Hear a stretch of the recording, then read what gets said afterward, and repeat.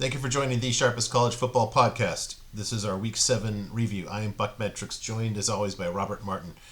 Robert, fall has finally arrived to Newport Beach, California. This is the first day, I think people know I work from home, and this is the first day, very personal matter here, first day I've worn socks when I've gone to lunch since April, I think. Finally, your weather's made it, it's taken about 6 weeks. Finally, it's made its way from your neck of the woods to mine. Yes, we're finally wearing hoodies now, so this is what you got to look forward to in a couple weeks from now.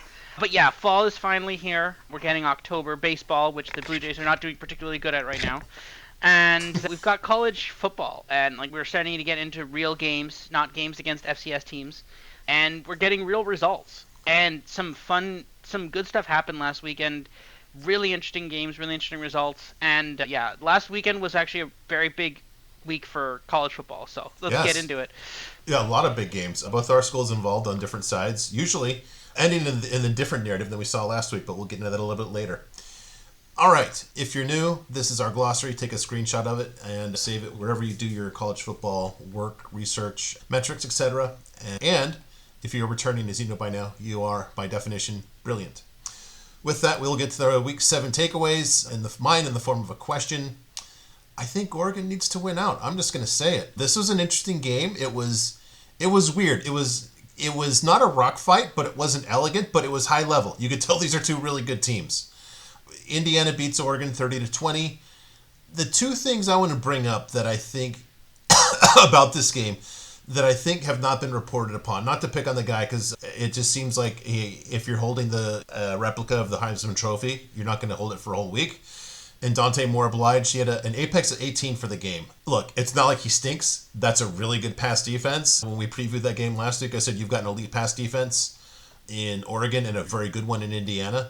I think Fernando Mendoza gets overlooked. He had an apex of about 100, which if you normalize it, if you're not going against Oregon but a normal team, it's going to be high 100s, just below 200 maybe for that kind of performance. The other thing I haven't seen really anybody comment upon is Oregon's second half stunk offensively. Only points was a pick six and an early field goal. Second half, 25 plays, 64 yards. I think they need to win out. Just with a whole bunch of weird things that have happened, I think to a degree they're a victim of their own success. That Penn State, not to spoil future segments here, that Penn State win, we'll just say, clearly is not holding up well. Somehow they've played 6 games, and already, we're not even to the official middle of October yet, half the teams they've played have fired their coach? How crazy is that? I've never heard of that before. Yeah, I hadn't realized that. Yeah, three of their 5 wins have come from teams that have fired their head coach. Yeah. That's one was expected, and then I guess another one was expected, but the Oregon State one was a bit of a surprise. But again, yeah, I don't think that's ever happened before. Not at least at the halfway point of the season. I'm sure there's probably been a team that by the end of the season that's happened, but not by week 7. That's crazy. Yeah, after 7 weeks, there's maybe 3 guys fired total. Yeah. Yeah, it's weird. You look at this and that you consider that I don't really have a good win here so far. You look up Rutgers, they're going to win handily, but Rutgers is nothing, that's not a resume builder. Wisconsin's trying to scrape up $25 million from under the couch cushions behind the vending machine. Iowa, nice, but insert your Iowa joke here. Although the thing is, that's really unfair because it's at Iowa too, so it's no glory, it's all downside. Minnesota, whatever, middle of the road. And so then you got the two what I consider to be losable games. USC and Washington. I think if they lose to USC, and USC, even if USC loses to Notre Dame but runs the table, USC will have the head-to-head, and you won't have a good second win here. I think I just don't see a path where if they lose 2 games, I think they could be on the outside looking in. I just don't know where they're going to have that second quality win, or even like a real quality win. Yeah, and I don't think you're gonna a 10-1. So let's play out a couple of scenarios here. Again, so at Rutgers versus Wisconsin, at Iowa versus Minnesota, compulsory. You have to win all those, 100% done, yeah. Right? Now, USC, Washington, I think if you lose one of them, and if that is the team that makes the playoff, like if USC beats Notre Dame and then you lose to them, okay, and especially if Indiana wins the Big Ten championship game or whatever, then there's a conversation for Oregon, especially if you get chaos in the Big Ten. Yeah. Same discussion for Washington in there as well, but Washington would have to win out as well, which I believe Washington plays. I think they play USC if I'm not mistaken, but I'm not No, 100%. They they don't. don't Okay, play USC. but that's the level here. There is a path to lose to if they lose to say USC. I I think the SEC is having a down year. I Hmm. They it's might sneak an extra one from the SEC. The thing is, this is the thing, and I'm sure we're going to talk about this game specifically more later, but like USC Notre Dame, that is basically a elimination game for Notre Dame. It's basically a Big Ten elimination. Basically, that game will functionally get the Big Ten another spot, is my best guess.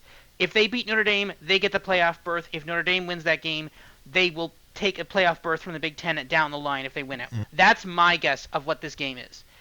And if USC wins that, then that opens up. Then I could see a scenario. I could see is something like Ohio State, Indiana, one A, 1B. We're not having that conversation today, but then 3, 4, and like a 5 could be like a USC, an Oregon, and like a Washington or Nebraska or something along that line. That's what I can see. I could see that scenario. It's interesting, and I guess for that USC win or if they would lose to USC, they need USC, and they would be there. If USC loses to Notre Dame, Then this gets messy. Then it's okay, yeah, then. But if USC then beats Notre Dame, that opens up a path, I think. yeah, yep, and they would need to beat Washington. Then yeah, it gets a little There's I don't know. Why don't you talk to your polling firm, see if they can kind of run the scenarios and get back to me. I'll put it this way: if they don't win out, they're in a really uncomfortable spot. I think. And again, it's not their fault. They're a victim of their own success, and that they literally just turned 3 coaches to dust here. I think 2 wins, I wouldn't feel comfortable if I'm a Ducks fan. Now, you make a good point about the SEC's. Yeah, we'll have to see the committee's rankings, too, in terms of if they understand kind of what the SEC is. Now, the other thing you didn't mention is that Oregon might be able to steal one of the ACC's 3 spots that Joel Klatt had. Yes, they could definitely do one. Because the ACC is definitely only getting 1 spot. We're going to talk about Miami, I think, later at some point. But no, they're going to get, like, the ACC is not getting 3 spots. Maybe 2, but I think probably far more likely 1. And I think this is. Oh, go ahead. That actually. Sorry to cut you off there, but then that actually makes sense. If USC can beat Notre Dame and just knock Notre Dame out, Yeah. and things just go to plan to ACC, that's 2 spots last year that kind of land somewhere else almost certainly. Yeah. Maybe one in the Big 12, but then another one probably in the Big 10. See, but the thing is, though, like, there's a scenario here where just Texas Tech just runs the table. And if Texas Tech just runs the table, which they seem like a really good team, if they just run the table and BYU takes a loss somewhere or they lose to Texas Tech or something in the regular season and they play again, Texas Tech wins the thing, they're only going to give Texas Tech, they're only going to give the ACC champion, unnamed G5 champion, not Notre Dame, so that's 3. No, that's just 3. Then you have, is that 3? Yeah, ACC, Big 12, and then in G5. That's 3. The other 9 can go to the SEC Big 10. Now, then 2 more are taken off, so it's down to 7 extras. But could I see a scenario where it's 4 Big 10 teams and 3 SEC teams? Yeah, I can see that. Yeah.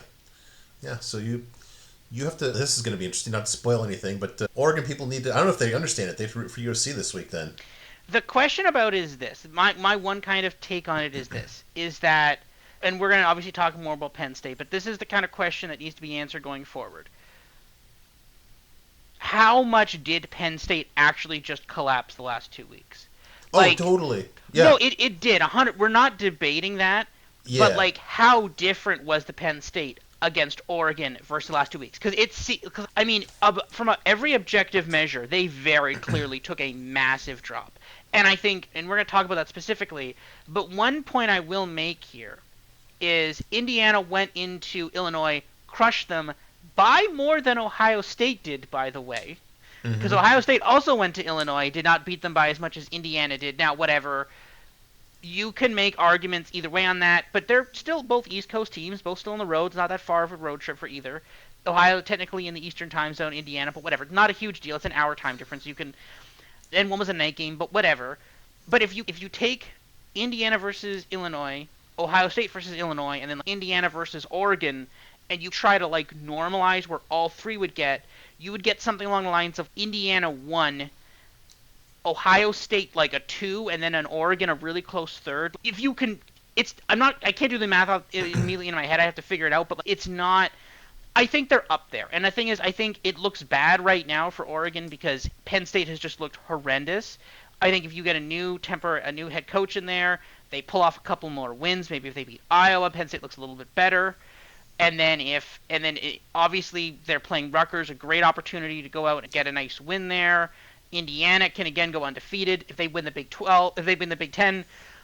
If basically Oregon's only loss is to an undefeated Indiana that either won the Big 10 or came close to winning the Big 10, yeah, Oregon's in. So that's the thing. But this is where it's a big question, and we need to know the answer to that question. I'm confident it's the fact that Penn State just completely collapsed and Indiana has just always been this good. I'm confident in that being the answer, but I don't know fully yet. We won't know fully for a couple more weeks, though. If they win out, then you'll have, I think, between USC and or Washington, you'll have a quality win among those. And it's almost worst case. It's like the Indiana case. It's okay.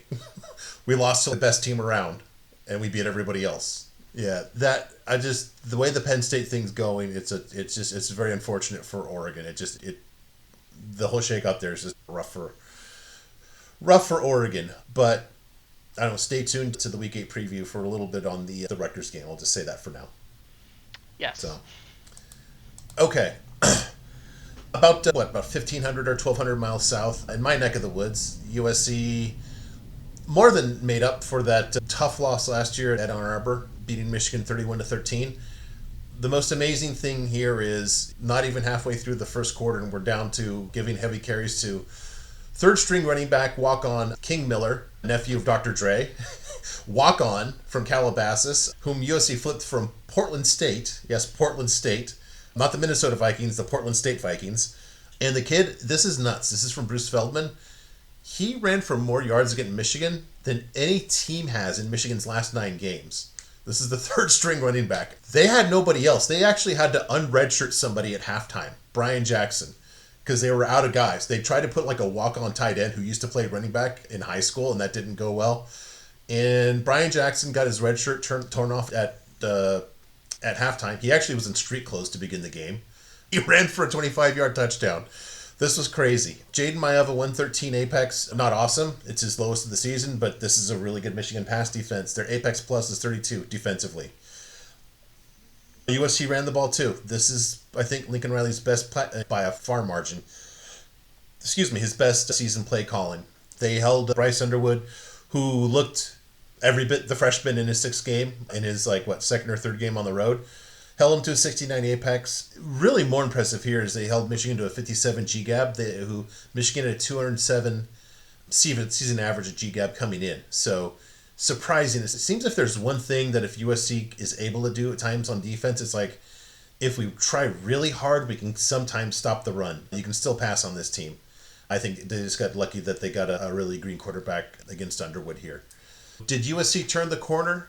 I don't think so. I think they turned a corner. What we saw on Saturday was, I think, USC's best win, not their biggest win, under Riley, but it was at home.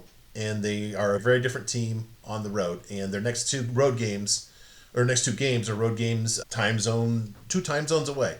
At Notre Dame, then they have a break, then they're at Nebraska. And then second to last game of the season, it's that place in Eugene, which is not usually the easiest place to play. So if they can play anything like we saw last Saturday in one of those games, then I'll be more convinced. So I think they made progress. The national narrative seems to be a little bit ahead of what I'm seeing, and I think maybe we've just gotten burned too many times since basically the 2008 season in believing.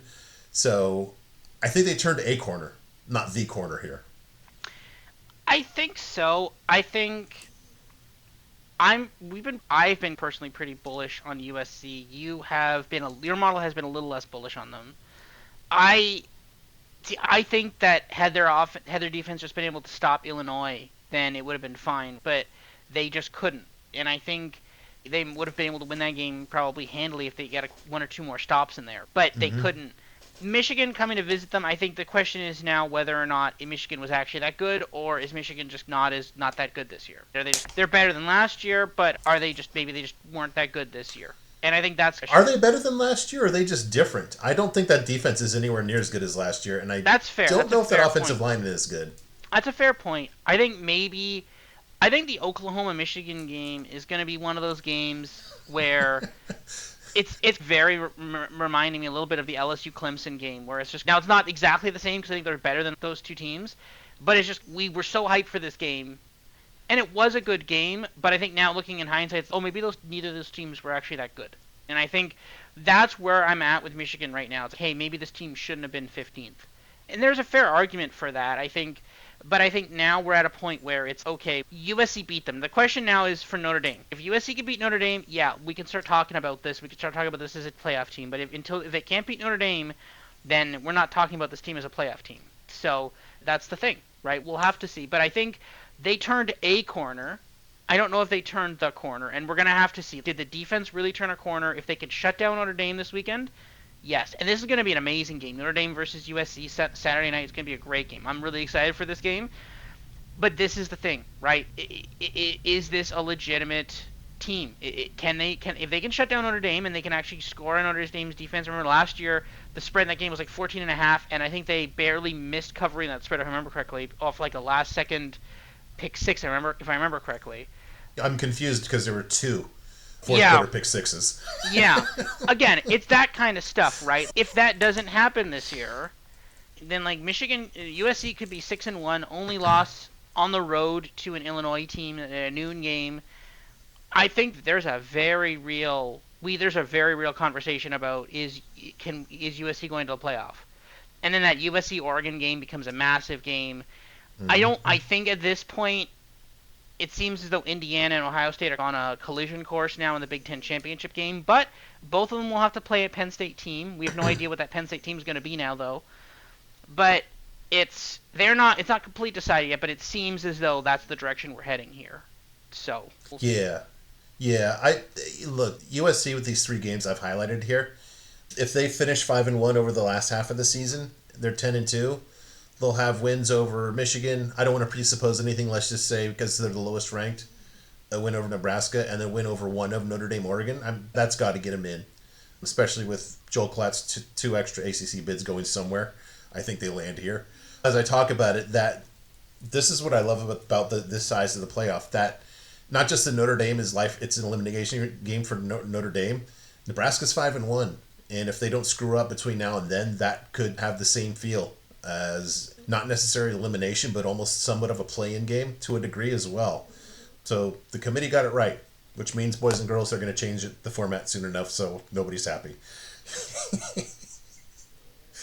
All right, just to make it a clean sweep of my topics here of the old Pac-12, a new Big Ten West to the degree there is one.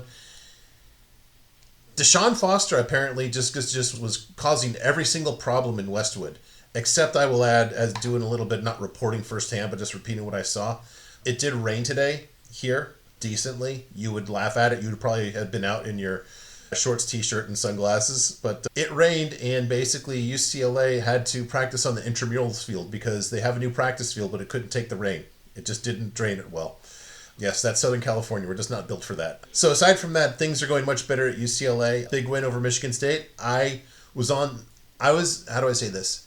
I called the wrong side of this. I did not play the wrong side of this. Lucky for me. Nico had a 117 apex against a decently, almost okay Spartan defense here. The thing that's really interesting, though, is you've got... Oh, where are you going? There we are. 238 yards rushing, which is impressive. I don't care unless you're playing an FCS team, and even then, you can't really argue with it.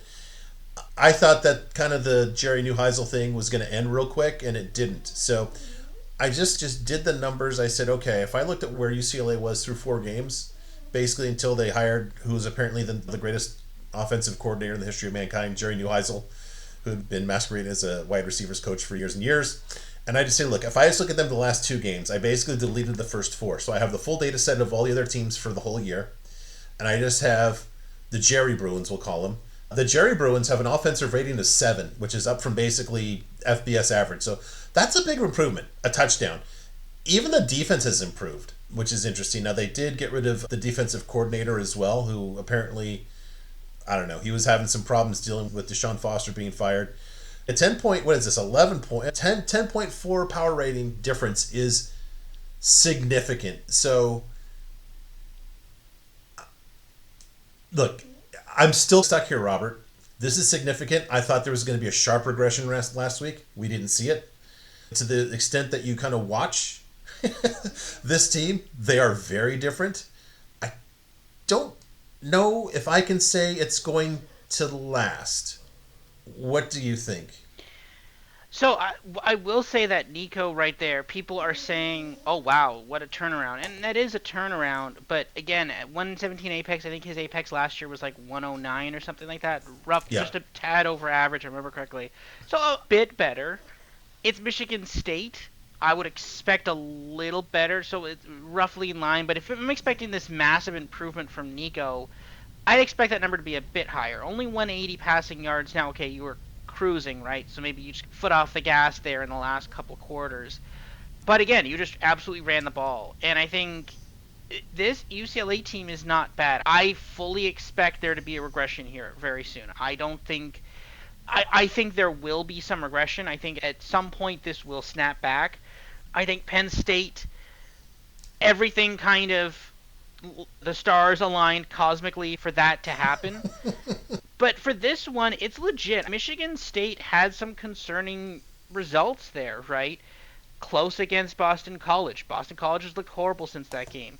They did cover the spread against Nebraska, so that's fine, but it was close.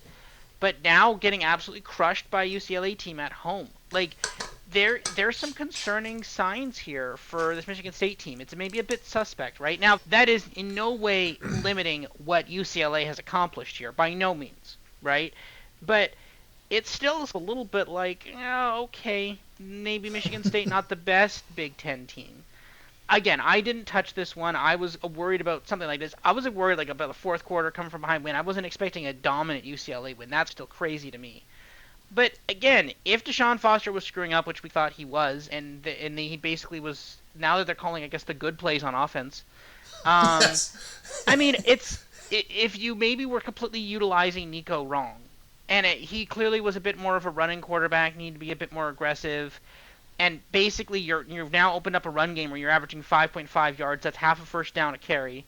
When you do that, and you're then able to have Nico be a bit of a specialist there, 180 for 3 touchdowns. It means you're basically throwing more in the red zone, 7.5 yards. Again, basically, it's like you're opening up that passing game, shorter passing game, and you're getting it that way. I think it's very interesting. I'm excited to see where this team is. I'm excited to see where this team is next year. And where Nico is next year. Is Nico still here? Who is the head coach? Are we just going to do New Heisel? Are we just going to make him the head coach now? I guess so. Is he the offensive coordinator? I guess he's not the head coach. I don't even know if they gave him that designation against Penn State. He was just the play caller, and I didn't catch if they actually promoted him. He's got to be the interim offensive coordinator now. Here's the thing about the old offensive coordinator is. I'll get you by a second. So I'm just trying to figure out the org chart here. So what happened to the other offensive coordinator and defensive coordinator? Were they fired, or was it just like both of them were fired? Everybody was fired. So it's just like next man up, and we just the new guy Skipper. He fired both the coordinator. The defensive coordinator resigned because he felt responsible for Foster being fired, and he just couldn't get over it. That's correct, actually. Okay, true. Yeah. The New Mexico game is correct. That was correct. That was a correct assessment. Yes. He did his job. There you go. That was good.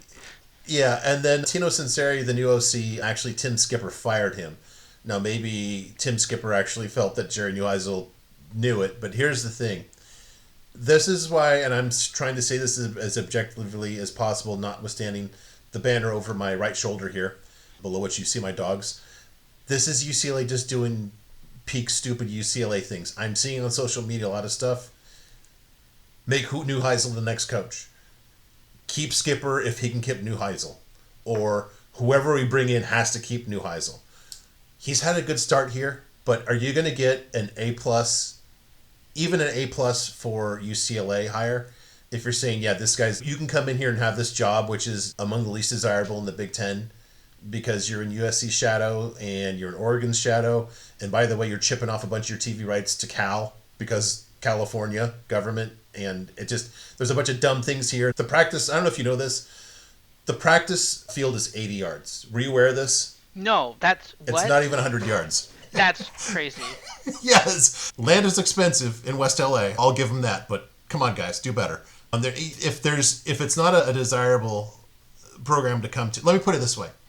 Like I said, Jason, there's one guy that scares me. I don't think they're going to have him on their grid, and he wouldn't put up with this. I have to hire Jerry Neuheisel.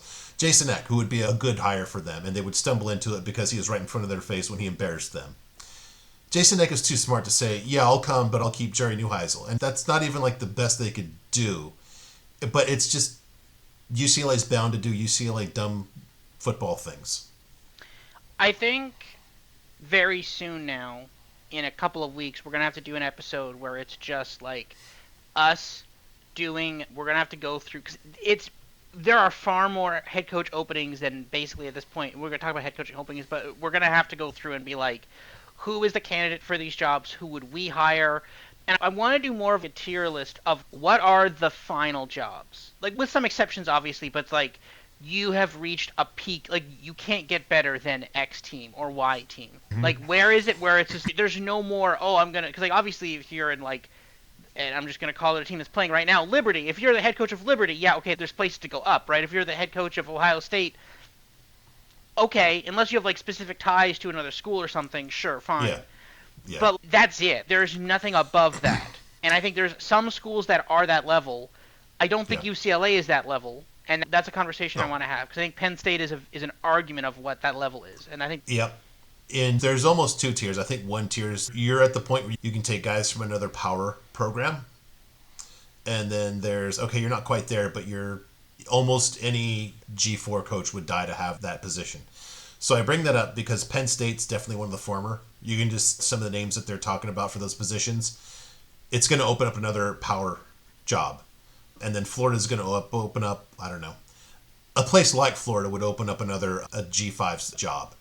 Now, seeing as they derisively call Billy Napier Sunbelt Billy, I doubt that they go back into the Sunbelt again, but I think there might be a cascading effect there that's going to open up more jobs. This is going to be, and I think we noted this when we were previewing this year when there were so few power coaches fired last year. It's okay, it's pent up demand. It's going to be crazy after this upcoming season. Right? It's already starting. Yeah. And James Franklin was like, I didn't have his job opening up, so it's going to be more than expected. Not this fast. Yeah. All right. Your takeaway. Yeah, so what happened here? I don't... This is a team... Now, I think this is very clearly just a look-ahead spot. I just think this is crazy. Like, do you know what the spread in this game was, offhand? I can't remember, but I want to say it was 3 scores. Now, it was 35 points. Oh my gosh. Okay. And it was one of the most... I remember... The only reason I even know what the spread in this game was because it was one of the... I think it was like the BetMGM account said, one of the most bet spreads is Ole Miss minus 35.5. I'm like, okay. I'm not touching that either way. And then it was just like... Washington State was up 7-0. I'm like, they covered the spread. It's like, spread covered. And what happened? Like, I think this is very clearly... This is so clearly a look-ahead spot. They're playing Georgia at 3:30 on Saturday. Again, like, they look competent. 4.5 yards a carry, yeah, whatever. But 7 passing yards an attempt, 2 touchdowns. This is Washington State. This is not bad. And on the road too, coming out across the country, like. Yeah, and add an SEC team running for 4.5. And if only Washington State had a conference, if we normalize it to their conference, it would be more like that would be like 6 yards a carry in their non-existent conference. Or when they play, Jesus, you know what? Okay, let's say in their conference. If they do that against Oregon State both times, it'll be like 8 yards a carry. You say if only Washington State has a conference as if we don't just put them in the Mountain West and just call it a day. For our balling purposes, they're in the Mountain West. But are they? They're at Ole Miss. Then they're at Virginia next week. Stay tuned for that, part 2. I'll take a little bit of the other side here. Number 1, apparently Washington State's a little better once. I think from what I hear, not that I'm a big student of post-Pac-12 Washington State, I think they started the season with a different quarterback, and this guy Eckhouse seems to be the better of the two. I think obviously if you're throwing for 7 a pass, flat, with no picks at an SEC place, there's something to you. The other thing I think that's more kind of the bigger factor here is, I don't know if you, sounds like you didn't see Lane Kiffin's post-game presser. What did he say in the presser? He said the two things that didn't show up today were our red zone offense and the student section. So, yeah, it kicked off at, 11 local time, which is not the favorite of the people in Mississippi. I think it was just a no-show on everybody's part there. Yeah. But yeah, very weird result here, and again, obviously huge connotations for at Georgia this week. Yeah, yep. That, I think, is an island time game, if I remember correctly. So, stay tuned for that. All right. Now we get to the point where, with considerable coaching and encouragement from my dog and I, Robert shoots coaches and ends their head coaching career. Okay, that's maybe a bit extreme, but... It's just a little south of the border humor, okay? Yes, okay. So we have some extra additions on the board here. 3 additions this week. Penn State, Oregon State, and UAB all got fired this week. Penn State with a massive 21.5-point underperformance against the spread. Oregon State with a 23.5-point underperformance against the spread. And then UAB, they were 5.5-point underdogs. Okay, from now on in the future, I'm not going to use this red because it doesn't seem to be coming well on this screen. That's okay. We're going to use a different shade of red next time this happens. But yeah, no, UAB was 5.5-point underdogs. Lost by 20, 14.5. The UAB firing was surprising. I didn't think they were going to actually do that one. I mean, they were going to do it eventually, but I guess it's just, we're going to fire him eventually, so everybody's firing me, so Coach may as well do it now. But yeah, the Penn State, Oregon State, once you start underperforming by more than 20 points, that's fair. Boston College, a bit of a surprise. It's sneaking in there just in kind of that range. Bill O'Brien has not been having the greatest second season here with Boston College since they lost Thomas Castellanos. 17.5-point underperformance against the spread. Wisconsin, just woof. What do you say here? 32.5-point underperformance against the spread. Florida didn't play. Well, actually, they did play this week, but they only underperformed. They underperformed by like 14, so it wasn't that bad. But again, it's just there's a clear pattern. What I want to do is I want to start. I might be getting some bigger data sets here with spreads, and what I might do is I might actually like tally up like games, figure out what their difference from the spread was for like every team for every game, and we get like a running total. Because actually, if you want to be technically really specific here, Dan Lanning was 7.5-point favorites against Indiana, lost by 10. That's technically a 16.5-point underperformance against the spread. So technically, he's in trouble. Watch out. Yeah, now they're not. See, this is the thing, right? It's like technically, obviously that's not going to happen, but obviously, technically, again, in the Rose Bowl last year, they lost by $1 billion, and they were like 3.5-point underdogs. So again, having 1 or 2 bad games does not end a career. But I suspect that if we look at it, it's going to be like, oh, he had 5 of them right in a season, and it's okay, then you're gone. I think if we start looking at cumulative totals, we're going to start seeing a pattern where it's, oh, this is his 6th, this is his 7th, he's gone now. And I think that's the thing. So, yeah, it's just something to keep note of, and it's something to keep track of. And again, some of these names, Wisconsin, we all know what's coming, but it's just like now we have math to back it up, so that's cool. But I whiffed on the James Franklin thing. I just thought there's no way they would get that much money. Now, maybe they're going to use the private equity investment to offset that, which is like the dumbest thing you can do. I did a really dumb thing. Now it's going to take external investors to pay for that. That's what you want to use private equity money for. You want to hand over like 5% of future revenues just to get rid of one head coach. Exactly. Well said. So I guess Wisconsin, they're in the same boat. I guess they could do the same thing, but jeez. It's not as big a number as Penn State, but they don't have the resources of Penn State either. I guess they're going to do it after. And this is somebody who was pretty comfortably on Wisconsin under the season win total too. Guess what, guys? They haven't played the toughest part of their schedule yet. It doesn't get easier from here. I think they're just going to have to, just because it's going to get really bad here. It's not good, but I don't know. I'll make a point when we talk. I don't know. This is kind of like almost this whole episode is just the firing range, just in different parts of the cycle here. We'll talk about it later. All right. This is where we both become college football Karens, and we say, I want to talk to. Look, are you familiar with this guy, Scott Wolf? A little bit. Okay, so he posts on Twitter at Inside USC, which is amazing because he hasn't, from what I understand, he hasn't been credentialed to cover USC for 10 years. There's some really juicy stuff if you have a couple hours in Google and can follow trails about why he no longer has the credential. But Mr. Wolf, he's just been an imbecile forever. And he was at it again during the Michigan game. He says, let's just notice at 5:45, so this is about an hour into the USC Michigan game. He says, well, USC defense looks the same despite the talk about going back to basics during the bye week. Now, again, this is because this guy lost his USC credentials and he's just angry and all he does is just spit venom against the school. Look, I'm fine if a guy like Dylan, our guy from Four Horsemen, the gentleman who introduced you to me and me to you, as a Notre Dame guy spits venom because he's a Notre Dame guy and that's what they do. If you're doing this because your credentials were pulled for being just a jerk and you're still doing this on Twitter, I'm going to call you out. So I just want to point out how stupid this was because he's saying nothing's changed about the defense. Only the fact that basically they held Michigan to 2.6 yards per play less than Illinois. Yards per play. And 3 touchdowns less given up in the same game.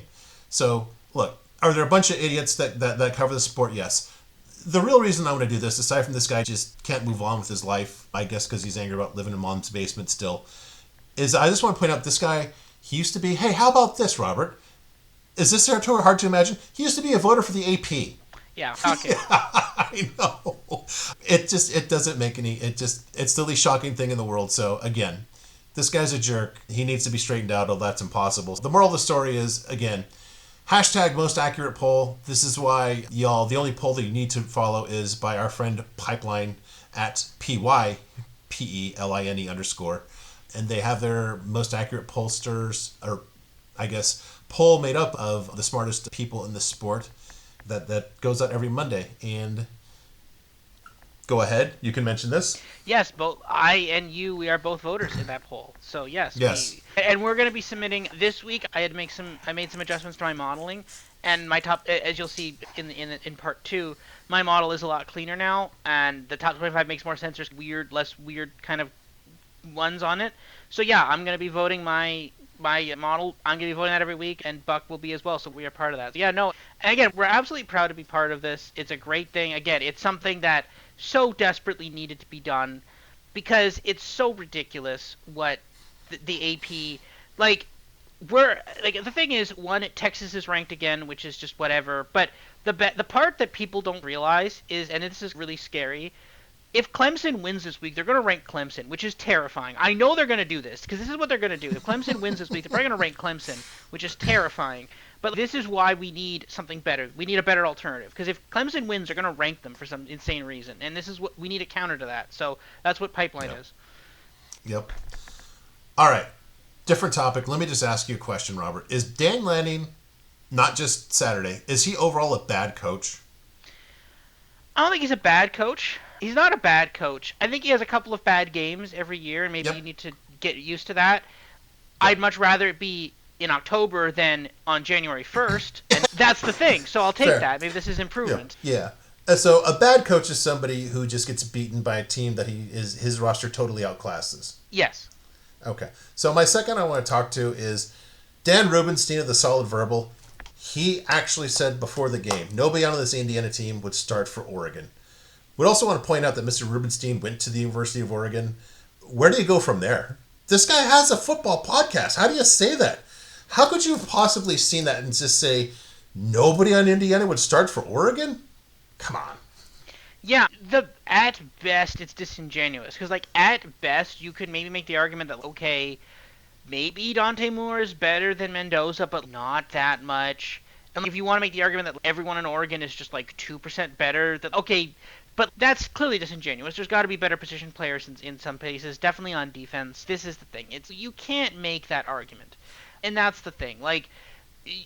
Even if you just were okay, everyone on Oregon is 2% better than everybody on every starter in Oregon is 2% better. That's even just saying that is still extremely disingenuous because that implies that everybody's just clearly head and shoulders above. It's no, everybody's just clearly better. And that's what we said. We said this right before when we were previewing the game. I said I don't know how many teams I would pick to be laying 7.5 against Signetti, and I said it's Ohio State and Oregon, and that's it. And they crushed one of them, and now they're gonna play. They might play the other one in Indianapolis, I believe, is where it is. I think. But anyways, that's not. But that's it. Those are the two teams. No other teams. And if you're giving me Indiana 7.5 from now on, I'm just gonna bet that. I don't like whatever that spread is in Indianapolis. I'm gonna. And again, I got early. Again, I keep saying this every week because every week it just gets even more insane. I have this massive amount of Indiana plus 16.5 versus Penn State. It's laughable. It's just okay. Like they're gonna be They're gonna be favored by what 7.5 in that game, and I have plus 16.5. Like it's just like easily. And this is the thing. It's just whatever that spread is against Ohio State, I'm gonna bet it, and they're gonna say no. This is when Indiana's Cinderella run or whatever finally ends. It's gonna be like no, they're probably just better than Ohio State. Because honestly, I think they are just better than Ohio State. Honestly, the way like they scored more and held Illinois to less than Ohio State did. This is the thing. It's just there's a solid argument Indiana's just the best team in the country. I know people don't want to hear that specifically, but there's a very clear argument that they are. I know people aren't completely ready for that yet, but yeah, they should be maybe. I'm not sure if you'd make this argument specifically, but like there's an argument they should be the favorite for the national championship game right now. Yeah. Like for CFP playoff. Yeah. It's funny. The interesting text exchange about 3 weeks ago I think with Hambone.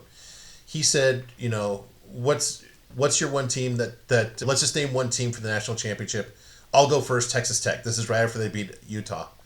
I thought about it. I said, you know what, Indiana then in that spirit of it. I got that bad news for you. So your roster is better than, by some accounts, in all positions, better than the number one team, and your coach lost. So you have a bad coach. Of course, I'm joking, but just come on. Yeah. This is just insipid. You have a podcast with a bunch of listeners.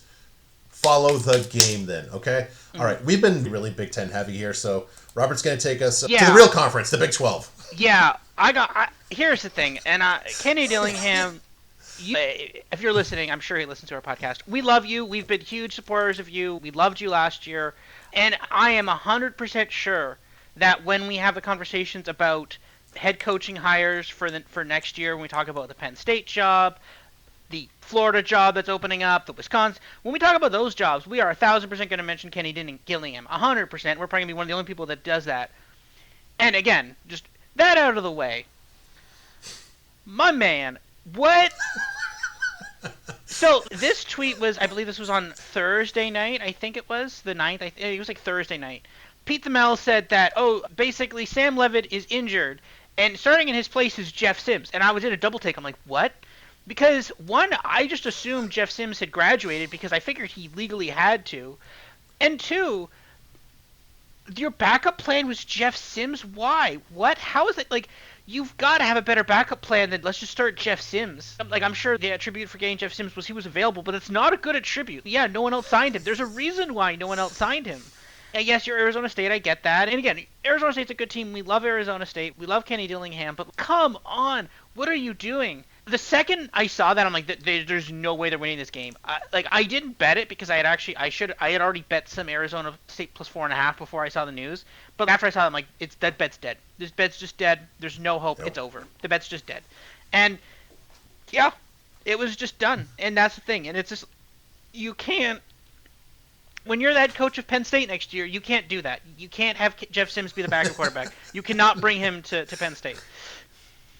Yeah, very fair.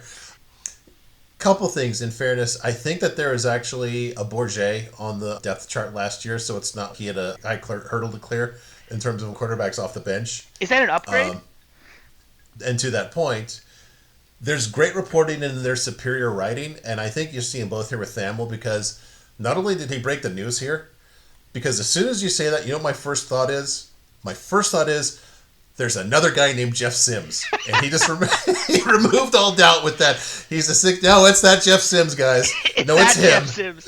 Yeah. Could you imagine if he had just said, it's that Jeff Sims? Not just, who played it? He said, no, it's that Jeff. Not a different him. Jeff Sims. It's that one. It's the one you remember. Yeah, no, it's just... Yeah.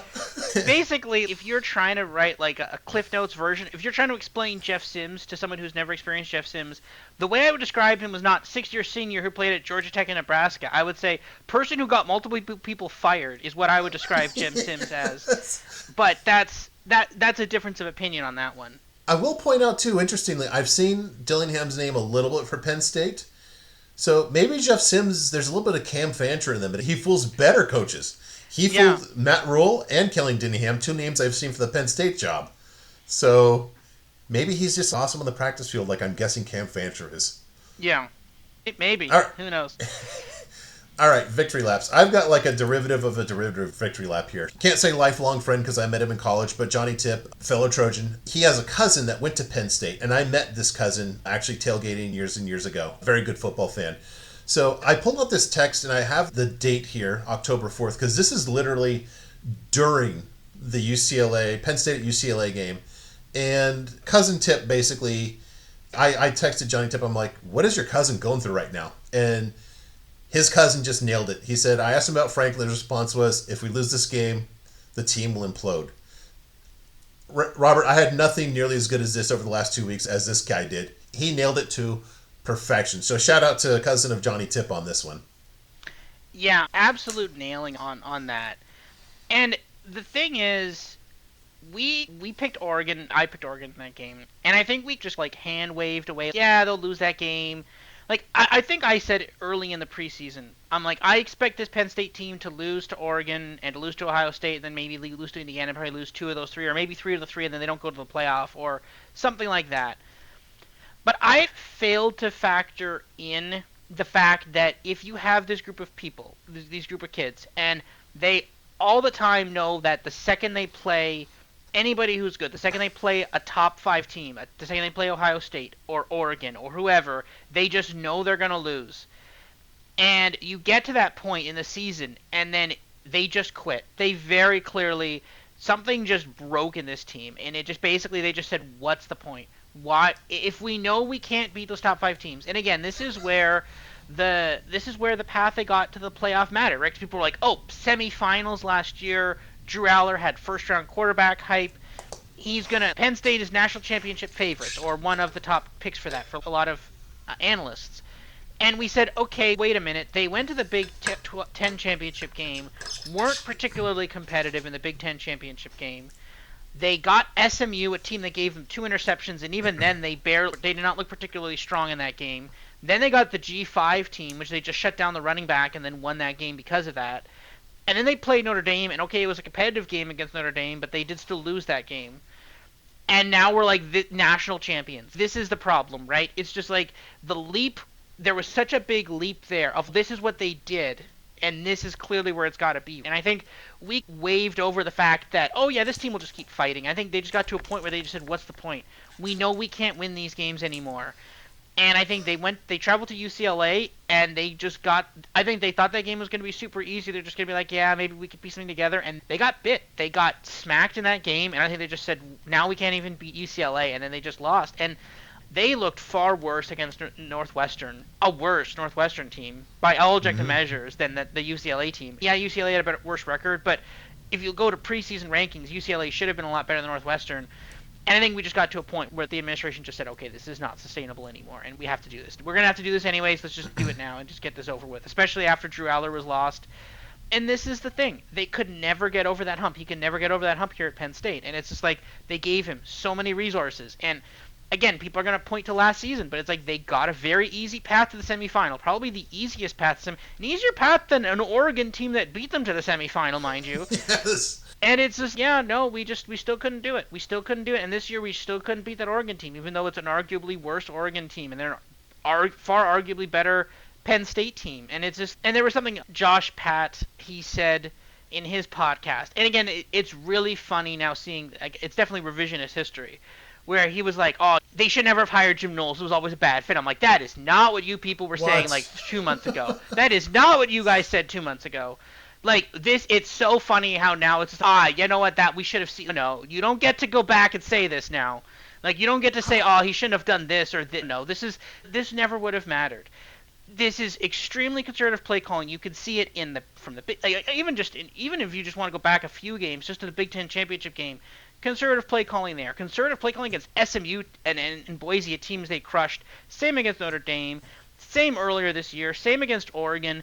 And then again, in the last 2 weeks, extremely conservative play calling, playing not to lose, not just going out there and winning those games, and that's what cost him his job. It's the inability to, and it's not even just like, okay, he struggles to. There was never a point where he could say, I think the only time was like the 2016 season where he could say, yes, we beat Ohio State. Yes, we did this. He couldn't do that for the last decade, and then they're like, yeah, okay, you're gone now. That's it. That they just got to the end of the limit, and they just said, we're done. Yeah, Jim Knowles not a fit. I'm sorry. If you have excellent defenses at Oklahoma State and Ohio State, there's not a fit question. It's Yeah. something else. Yeah. All right, your victory lap. Yeah, this was like an instant victory lap, literally. It's just like something I said in the podcast last week. Remember, because I said that I saw on FanDuel there was like a Florida to make the playoff at 18-1, and I'm like, that seems crazy. And then Joel Klatt said it on his Monday show, and I'm like, that also seems crazy. None of those. This is a joke. And I said word for word last week. I said I don't like betting futures where it's plus 200 to make it to next week, and there we go. Literally the minus 250 cashed. And it's literally just like instant, yep, nope, that wasn't going to happen. And yeah, Florida's now off the board to make the playoff, as they should be, by the way. Like, why did we have this conversation? This never should have happened. I don't know why we were like, oh, this Florida team is suddenly good. They're not suddenly good. Now, you can actually argue that Texas A&M should have won this game by more if they were really that good, but whatever, that's a conversation for another time. But yeah, no, this Florida team is not good. They're probably going to fire their head coach in a couple of weeks. Yeah, just instant victory lap. Literally just said this last week. I'm like, this is insane. Why would you bet something that's plus 200 to make it to next week? And yeah, they just instantly died. So yeah, just instant victory lap. Just straight up. I wonder what you could have gotten if you parlayed they're not going to make the playoff with Billy Napier's going to get fired. Just You can actually legally bet on that. it just if you could, it would have been just like free money, It would right? probably have been like 18-1 Florida to win the playoff. To get to not to win the playoff, get to the playoff. No, sorry. Florida, you said to miss the playoff was minus 250, right? No, I like minus 250 to lose this game. That's literally when I said okay. it was Sorry. like it was plus 200 for the bet to make it to the next week. If you bet 18-1 for Florida to make the playoff, you are plus 200 to even make it to next week. To make it to week 8. That was how bad of a bet that was. Like, just insane. And yeah, like the minus 2, like whatever the money line was, the equivalent money line for plus 200 is, I'll call it minus 250, whatever. Yeah, they just cashed and you're done now. You lost.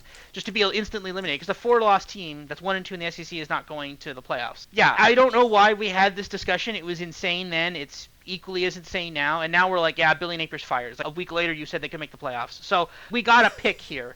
You can't just wildly swing from one to the other. You have to pick one. Do you think that any of Joel Klatt's writers that help him with this kind of ideas for segments, do you think they feel as bad as the former UCLA defensive coordinator? It's just, this isn't going well, it's my fault. When Joel Klatt read that, was he like, what did you people write? Who wrote this? There's a caption, there's a header here? Is that what he's doing in this picture? He's like, there's a header here? What's happening? What? There's a header now? Who made this header? Why would you make this header? Yeah, it sounds like a sitcom. And they're like, he's what? And they're like, okay, we're going to air in 30 seconds. And he's just, I have to read this? I have to do this segment? What? Like, yeah, I am so confused why we even talked about this. We talked about it because it was insane, but it's like, I don't even know why this was a conversation point. It's just crazy. But yeah. Just, as I say, slow news week, right? Apparently. All right, things that randomly bugged Robert. So we're gonna go back to here, I guess, one more time here for James Franklin. So this kind of bugged me because when they said when the firing news broke, they're like, James Franklin, who's been the head coach of Penn State for 12 years. I'm like, 12 years? I'm like, I felt like it had been less than that, but no, he's been the head coach for 12 years. And I'm like, he's been mediocre for 12 years and they haven't fired him? Like, what's the average head coaching tenure in college football? Like 4 or 5? It's got to be close to that. He was like the third longest tenured coach, and the first one was Gundy. And that he's gone. This is the thing. Is like there's a very small list now. It's just like Debo. It's not Debo Samuel. No. What's his name? Right. Whittingham, but he's probably gonna retire. It's Whittingham and Dabo. Yeah. Whittingham and Dabo, and that's basically it. Because it was like it used to be Saban, but like after that, it's just like a bunch of people in the tens and stuff, in the low, not high tens. And I'm like, okay, so he had 12 years. I'm like, how? And it's okay. So first year 7-6, second year 7-6 Classic. So they won the East Division, so that means they beat Indiana, they beat Michigan and Ohio State. They also beat Indiana too, but whatever. But okay, so they lose the Rose Bowl, which I think was not a playoff. Oh no, it would have been a playoff game, I think. No. This was the 45-42 game. Oh. Here's the proper context. He lost to Clay Helton. Ah, there you go. Yeah. Okay, so you finally win the Big Ten in that season. And then you go 11-2 the next year. Okay, but then you come in second, so you probably lost to Ohio State. You win the Fiesta Bowl, whatever. Then you go to 2018, and then you go 9-4, 6-3 in conference play. Then you go 11-2, but 7-2. Then there's a second, a third, a fourth. He should have been fired in the early 2020s. Like, you want to give him the COVID year, that's fine, but they should have fired him after 2021. We'll come back to that. Yeah, Trust me, we'll come back to that. This is when you look there, it should have been 2021 when he went 7-6 overall, 4-5. But they were like, oh no, it was just Sean Clifford, and then he went 11-2 the next year, but he still went 7-2, third in the East, and then he went third in the East again, and then they said, oh, with the 12-team playoff he could get in it, and he did get in it, and then they got basically 2 byes, and then they lost the thing, and now they just. But this is the thing, it's like that he should have been gone years ago. This should not have gotten to this point, and again. It's not like things changed. Things did not magically change. Like, yeah, he had Sean Clifford, and yeah, Sean Clifford wasn't great. But, there was never this. Like, other teams have had not great quarterbacks. Ohio State had Justin Fields. He's barely an NFL quarterback, right? Like, he's not even good in the NFL. He had negative 10 passing yards in the NFL game. He was a very good college quarterback, though. He was, but again, it's just like Sean Clifford is not a good NFL. Like, I get it. It's not the same thing. Sean He wasn't Clifford's really. Sean Clifford's just bad. Have been here. Actually, Sean Clifford is somehow randomly on an NFL team. I think he's like a backup for the Packers or whatever. But how about that you had Levis and Bo Pribula, who were like they got better once they left the program. Like, this is the thing. There are so many questions of like why did he had extremely mediocre results of the early 2000s, early 2020s, like 2020. Okay, but you want to give him the COVID season, that's fine. 2021, he should have been gone after 2021. And then he should have been gone after 2022. But then he was like, oh, he went 11-2. Then he went 10. Like, he should have fired him after 2023. But, like, they kept making excuses. And I think they finally, something in the organization just snapped. Because I think they knew after Drew Aller got injured, they're like, the excuse is going to be, we didn't have Drew Aller got injured. Drew Aller got injured. You can't. And I think they're like, nope, we don't even want that on. We don't want to have that discussion at all. You're just gone now. We don't want to deal with this. We don't want you to come here at the end of the season and be like, yeah, we went 6-6 and we won the, like, it's not even the Cheez-It Bowl. It's the what? What even is 6-6 bowl? Is it the Pop-Tarts Bowl? No. Pop-Tarts is like actually for good teams. What's the 6-6 Big Ten team bowl? We're doing promotion for the Pop-Tarts Bowl here. What even is it? It's like probably some sort of military company, like some sort of military. Maybe the Sun Bowl didn't. I think. Oh yeah, doesn't Washington. the Big Ten team play in there now? Yeah, Washington played in last year. Yeah, I think. Right? Yeah, okay. So there you go. You get to go to the Sun Bowl. The Tony the Tiger Sun Bowl or whatever. Okay, but see, that's what it was going to be. It's like, yeah, we got to the Sun Bowl and we lost it, or we won against a whatever team that fired their head coach. That's what it was going to be, and they just, no, we don't want this conversation. You're gone now. Because they've made so many excuses for him over the last 4 years of, oh, he just needs a little more. He just needs a little more. A little more came and he couldn't pull it off. And this is the thing, right? It's just like, if he had gotten first in the Big Ten in 2019 or 2023 or 2020, if he had been able to pull that off, if he had been able to beat Ohio State one of those times, we're not having this conversation right now. If he'd been able to beat Michigan one of those times, because there's a lot of 2 losses there that are very specifically Ohio State and Michigan. It's not like they flipped. It's very specifically Ohio State and Michigan. If he'd been able to beat even one of those sometimes, sure. But now there's bigger competition, and now it's Oregon. And that's what cost him his job. It's just the inability to win those games. And that's why we're here right now. Wait a minute. Are you actually going to tell me that the 2016 blocked field goal for a touchdown was a fluke? Come on. Watch out, buddy. 2 points. First of all, to call back to a topic we were talking about earlier. As I said, if you think about Bo Pribula and Will Levis, I think the move might have been, after leaving Georgia Tech, I think Jeff Sims just should have just spent a year just on the roster at Penn State. Because then he would just blossomed after that, apparently. Yeah. If he'd gone anywhere else after that, yeah. He probably would have beaten Utah last week. Here's the real crime in this whole thing. This is what's nuts. And you hit on it, but I want to put some more context around it. The insane buyout that he has, that he's enjoying the benefits of right now, do you know when that extension was signed that gave him that crazy buyout? No, when was it? It involves my school, because my school was interested in him, or rumored to be interested in him, and his agent leveraged that into this insane buyout. And I will remind you that Clay Helton was fired early in the 2021 season, when you are saying, yeah, James Franklin should have been fired.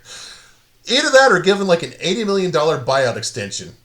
One or the other. One or the other. I can't yell at the AD that did that because that person's not there, but any regent that approved that deal should just, if they have any sense of shame, should resign by now.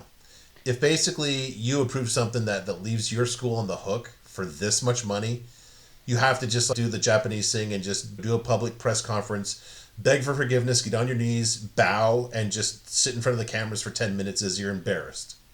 Do you think they actually, like, when they were doing it, do you think they were like, hey, maybe this isn't a good idea? Do you think someone was like, maybe we shouldn't do this? Well, I think, no. And that's why, although I said, I think we've seen the peak of coach contracts are behind us, these ADs are still stupid. They're completely outmatched when it comes to coach agents, too. So I think long-term, strategically, just to draw the lens way back here, your most successful programs are going to have ADs that are not scared just to grow a pair and just say, nope, not going to extend them. If you want to go somewhere else, awesome. Then you can pay the buyout that's $20 million right now. Instead, we'll give you a buyout of $80 million. And we will be able to get a very nice staff together for that kind of money. Yeah. And this is the thing. It's crazy how I don't fully, again, at the end of the day, you can like the guy, and I think from some accounts, I think he was likable, but it's just, this is a business transaction. And you did this, and you know that at some point it's possible the school would have to move on. Eventually, James Franklin will not be on this earth, so eventually he was not going to be the head coach of Penn State, right? There's a point in time when he would not have been the head coach of Penn State, and they boxed themselves into a corner here, right? Yeah. Like, it's, if you are doing these contracts, and again, in the NFL, right? Brian Callahan, he got fired this week as the head coach of the Titans, and he's going to earn $700,000 a month for the next 3 years. It's just like crazy. It's insanity, right? But that's the price of an NFL head coaching job, and it's just like, but it's the NFL, right? They just print money, so it doesn't matter. They just get a massive check from the league every year, and that just covers it. It's like, yeah, fine, whatever. We'll pay him $700,000 a month. But you don't have that. You're paying. Yeah, exactly. You are an entire ecosystem paying teachers and supposed to be educating students and doing all this other stuff. You're not a football school. You're not supposed to be specifically a football school. There are people who do things at Penn State that do not involve football. And if you are now basically saying we can't fund this potentially cancer research because we have to buy out this head coach, we have to pay James Franklin $56 million, that's a problem. Is it? I think you're confusing parallels north and south of the 49th parallel, I think. So, yeah, here's one thing that I'm going to make a point, and I like to use this podcast to make the points I don't hear, or derivative of points I do hear that are interesting here. I'm in the middle of listening to another pod, The Athletic, because I love to hear Stu Mandel just make an ass of himself. And so they were talking about the Penn State job, and two of these guys are arguing about, geez, it's so hard to make. Are you really going to be able to sell Matt Rule to Penn State? Or are you going to be able to sell Matt Campbell? Let me just put it this way. If it's hard to sell Matt Campbell now, if it's hard to sell Matt Rule now, because their whole thing is if you don't get Cignetti, it's a failure. I guess if you can't get one of the best 4 coaches in the whole country, I'll call him one guy, as you and I refer to them, it's a failure right off the bat. If you can't sell those guys, how did you it's the same thing. You laid out a lot more money for a guy that was in the process of going 4-5 at this point, and you laid out $80 million to that guy. How are you able to do that, but now you're worried about you're going to be able to sell Matt Campbell, who has beaten top 10 teams at Iowa State, to repeat, Iowa State, not Iowa State, or Matt Rule, who's won conferences at Temple, repeating Temple, and Baylor, remember, rapey Baylor, it's post-rapey Baylor, sorry to be clear. Yes. Messes. If you can't sell them there, who gives a crap? Because you've got a good coach. What was your guy doing here where you're saying, where was that kind of deep consideration? We're going to lay out $80 million for this guy. He's in the process of going 4-5. But now it's like, can we sell this guy? Guess what? You don't care if you can sell the guy. Guess who, until he crushed his press conference, you're going to be able to sell Cignetti. He was a nobody, right? Yeah. He was well known to us because he took JMU, should have taken JMU to the playoffs, But, this whole thing about winning the press conference and being able to sell to the fans, guess what? You win games and the guy sells himself. No, and that's such a good point, right? At Indiana, they had, they were like, can our coach be better than the last guy? Now they have the number 1/2 team in the country a year and a half, Yeah. a year and a half later, right? Like, far beyond their wildest. If you had told them, hey, a year from now you could be 3-3, they'd be like, that sounds great, let's do that. Like, they'd be like, that sounds like, if you said, okay, you're gonna be the exact same path as Michigan State right now, be 3-3, they'd be like, that's amazing, can we do that? Yes. They'd be, yes. but this is the thing, the reason they are where they are right now is because they took a chance on Signetti. And okay, to be fair, could they have made it? Was there a better shot? No, not particularly. He was probably their best shot, and he's paid off massively. But it's a high-ish risk, but extremely high reward potential payoff on that. You took a guy who had built a really good program, and you're like, cool, here's a ton of money. I actually saw the stat. I'm not sure if you've seen it too, but they're basically saying that the difference between the Penn State and Indiana athletic director budgets is $4 million. 68 million versus 64. Because the thing is, right, they're both Big Ten. They both get the same check at the end of the year. Yeah, both media rights. They both have. And IU has a huge alumni base. It's a huge school. If Signetti is just, hey, you know what? I bought a really cool looking mansion here. I don't want to move. He's fine. Why does he need to go? Like, he's still in the Midwest. He's not even that far from Penn State. He could still steal Penn State players, right? He's not even. Honestly, if you're in that case where it's just in like. We'll look at the GDP maps, but I'm fairly sure like Indianapolis has a pretty high GDP. So this is the thing. It's not impossible that Indiana might just be like, he might just say, yeah, it's not worth it. Penn State's not worth it. And he's such a specific guy, to put it nicely. Yes. I think he wants to tell everybody to F off by basically winning a national championship at Indiana. Yeah. Just to say, okay, great. Congratulations. You won a national title at Ohio State. Anybody does that. Yeah. Do it in Indiana, jerk. That's like the ultimate trump card, right? It's like, try this. Yeah, no, it's like playing it on hard mode, playing the game on hard mode, right? Yeah, oh, you won Penn State. Oh, wow, yeah, 100,000 seat stadium. But no, yeah, I won at Indiana. That's the thing. And it's crazy, but I think that might be the mentality there. And it's not that bad. I think in many ways, I think he's looking for something like that. I think there, especially if you have very similar resource between the two schools. Yep. Is $4 million. You can if he goes to the playoff, if he goes to the champion, heck, if he just goes to the quarters, if he goes to a New Year's Six bowl, I'm fairly sure that difference is gone immediately. Just from going to the next round, if he wins that first round game, there's no difference between Penn State and that's the thing. So it doesn't even, and I'm sure that if he wins a national championship game, they're going to be the same, if not more resource than Penn State the next year. Like, they're going to get that money anyways. So it doesn't even matter. Like, for a couple million, it's not worth it. Now, for 20 million, sure, okay, we could talk a little bit, but if it's only a difference of like 10 million, also Indiana's better at basketball, so you've got that too. But that's not really the most important thing there. But I'll push back on that. I think that's a huge consideration, because here's a resource that Penn State has that Indiana does not have, and that is very demanding football fans. Yeah, that's true too. There's no pressure on Signetti, IU football, where no matter how good, I've seen people like shit posting Ryan Day this year. We're soft. We're going to lose this game. He always puckers. You just won a national title. You're undefeated. And it's those programs that's the baggage that comes with it. And that's the good news about Indiana is you don't have that baggage. Yeah. If like Fernando Mendoza graduates, goes to the NFL, if Signetti says, all right, my quarterback next year is going to be Jeff Sims. They go 8-4. The Indiana fan base is going to be like, we'll get him next year.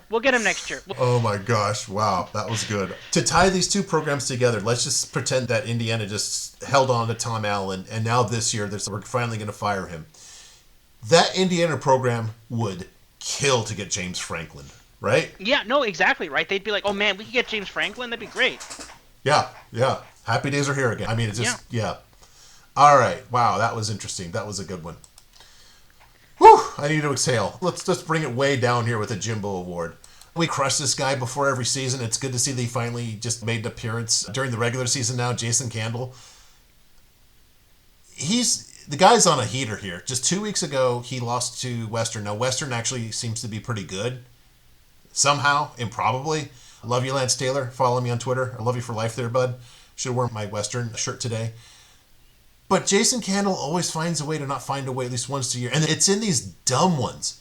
Honest to God, look at this yardage. 429 to 226 in favor of Toledo. I run the numbers through the BuckMetrics machine based on the performance of the two teams. Toledo, post-game. This isn't like your in-game where things go up and down throughout. After the game, 80% win probability for Toledo. But Jason Candle just honest to God, he is so overrated. It's just maddening when these people who think they know the G5, they'll say things like, Jason Candle, what a winner he is, just so consistent. Finish this sentence. He consistently just finds a way at least once a year. You know what he is? He's like the Mario of the Mac. Yeah.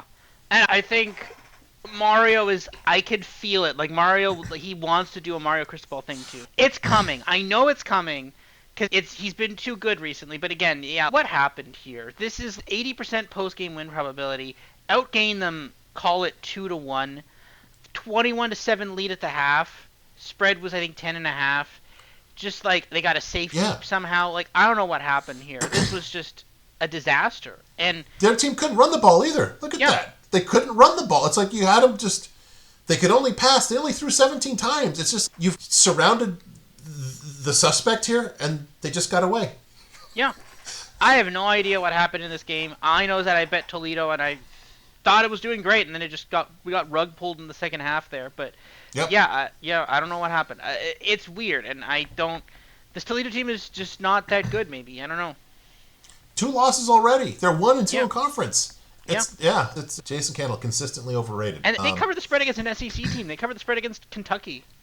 Yeah. Yeah. That's the thing. You get that one data point where some people say, Toledo, they're doing it again. And then everybody just pays attention to Ole Miss at Georgia, and that's it. All right, your Jimbo Award. Yeah, I'm giving it to, just in general, Oklahoma here. This is bad. 1.6 yards a carry, 5.4 yards an attempt. Again, let I remind you that DJ Lagway, I guess a permanent resident of the bum list at this point, it just tore up this defense last week. This literal Texas defense. And this is the best 3 interceptions, 202 passing yards, 5.4 an attempt. This is the best you can. Did you not watch the Florida tape? Did you just do what they did? Now, with John Mateer, fine, yeah, maybe he played. I feel like maybe he wasn't ready to play, but this is the thing. They're like, he's playing, so okay. But, like, it's your job as head coach to be like, hey, if this kid isn't ready, then he's not playing. And that's the thing. And I think now Texas is ranked again, which is great. You love to see that. But I just think this Oklahoma team isn't good. They beat Auburn, but Auburn is clearly not that great either. They beat Michigan, but Michigan is also not that great. I wouldn't rank. I just don't have Oklahoma ranked. And I definitely don't have Texas ranked. But I just think the answer is just Oklahoma isn't good. Like, I think now people are like, oh, maybe Texas was good, which doesn't make sense now because then you also have to say, because now people are like, oh, maybe Texas just made a mistake against a Florida team, and then they just stop the sentence there and don't say a Florida team that has four losses. They just end the sentence after a Florida team. But I just think Oklahoma isn't good. I think now, like, every other team that they beat, the Auburn team lost to Georgia, and the Michigan team lost to USC. So I think there's a strong argument that Oklahoma was just massively overrated. And is Texas good? No, I still don't think Texas is particularly good. This is an ugly way to win a game. 23-6 is a very weird score. But I don't think Mateer was ready, and I think that Texas is just not good. And I think Texas it's not like the schedule gets easier for Texas. Yeah, no. I'm giving the Jimbo Award to just, I guess, Oklahoma's entire team, but more specifically their offense. This was the best you could do against this Texas team that got crushed by DJ Lagway last week. That's just embarrassing. Yeah, I don't even think we're talking about Oklahoma. There's a lot of good games this week coming up, and I don't think Oklahoma and South Carolina even makes the cut here, but that's going to be interesting in terms of coming back from a loss like this, and now you're on the road at a tough place to play. It's even more tough because South Carolina, they just get overlooked a little bit, notwithstanding the venue. And reminder, I did point out that both our models had this, or no, I think just my model. I don't think you had it going under. I had this going under, and I made a case. Basically, almost the whole review last week was basically Texas's offense stinks and Oklahoma's offense is really concerning. Remember, they did not do well against Kent State last week or the week before. So I thought they would do better, but I didn't expect a lot. I expected more than this. In fairness, maybe I think we saw probably the best of a good Texas defense after the worst. But one of my concerns about Oklahoma was the schedule this year, and we're going to see. I'll put it this way. I think I'm not going to say that I'm a little more bullish on them than you are. I think they've got a lot of room to prove either way, because they've got some tough ones coming up here, man. Fair. That's fair. Yeah. All right, couple items noted for future reference. I missed this. I don't know if you caught this, and we'll talk about it in part 2. Taven Jackson did not play against Cincinnati for Central Florida, so guess who that means was playing for UCF? Yes, Cam Fancher. Yes, one Cameron Fancher. Congratulations on that. We all know how that went. I also want to mention, I put a map here. Do you have any idea why I have this map here? Is that possibly where Kennesaw State is? Yes. I am going to count. Now, we use numbers here, and sometimes numbers are certain, and sometimes they inform educated guesses, which is more of part 2. I'm going to make an educated guess that I am one of the maybe 100 people outside of the greater Atlanta metro area, where Kennesaw State is, who owns more than one Kennesaw State t-shirt. Got to be less than 100 of us. Can't be that many. They're literally can't. Yeah. I'm very proud of my Owls. They have literally the top-rated quarterback, the top-rated offense, and the top power rating in Conference USA with a record of 2-0. And with that, Robert, I've just jinxed them. I think they'll probably lose this week just because I've gotten fully on the bandwagon now. That was an impressive smackdown of Louisiana Tech. I was like, what is happening? Yeah. Now, to be fair, though, Louisiana Tech's quarterback did get injured in the first quarter, and they very clearly had no... that just ended the game, apparently. But, yeah, As happens in group of 5 teams. Right? Yeah, it's just, oh, cool, that was the one guy who could pass the ball. So we're done now. We'll see you next week.